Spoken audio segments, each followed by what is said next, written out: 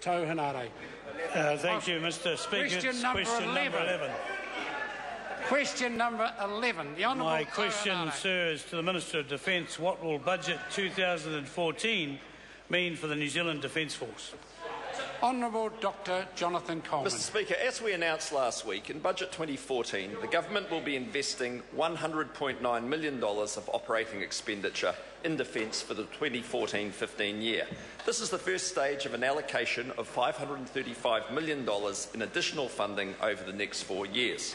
This new funding will enable the NZDF to deliver on the 2010 Defence White Paper, to maintain and improve its current mix of capabilities, and to sustain and grow personnel numbers over time. Supplementary question, Honourable Tau Henare. Why is investment in the New Zealand Defence Force needed?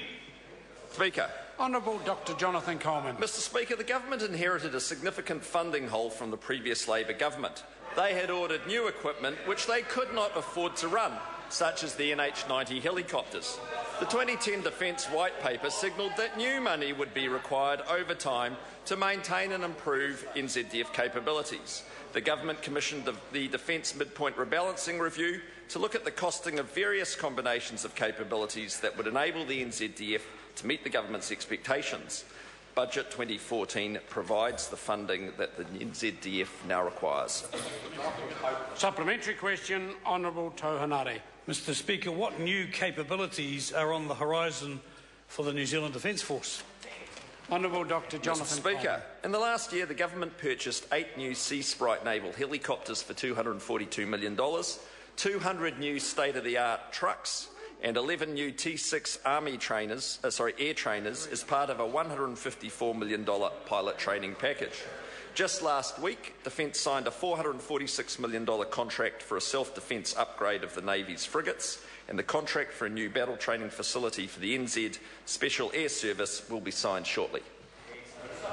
Supplementary question, Honourable Phil Goff. Mr. Speaker, to the Minister, will the problems disclosed in this, the Minister's latest Defence Force annual report, which discloses that critical trade groups are quote-unquote seriously degraded, that Defence quote-unquote is unable to meet expected outputs and readiness, and quote-unquote there is increased risk to the Army's ability to sustain a deployed force, be solved by his latest package when he's putting back in $100 million, but since 2012 has been demanding cuts of $350 to $400 million a year, which caused those problems. Honourable Dr Jonathan Mr. Speaker, Coleman. what I can say is the defence budget has not been cut. It's completely untrue to say that. We are putting extra money in top of that. We are solving the problems we were left by Phil Goff, because when he was Minister, the front page of the Herald, Thursday, September the 4th, 2008, said, "Can't fly, can't sail, can't fight." Defence chiefs present a damning picture of the state of New Zealand's armed forces under Phil Goff, and we've been left with solving it, which we're doing. Order. Point of order, Honourable Phil Goff. Mr. Speaker, I seek leave of the House to table a statement from the Minister of Defence in 2012 that the Defence Force will identify up to 400... Order. Such information is freely available to members.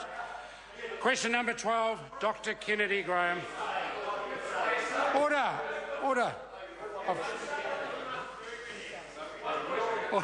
Order, Dr Kennedy Graham.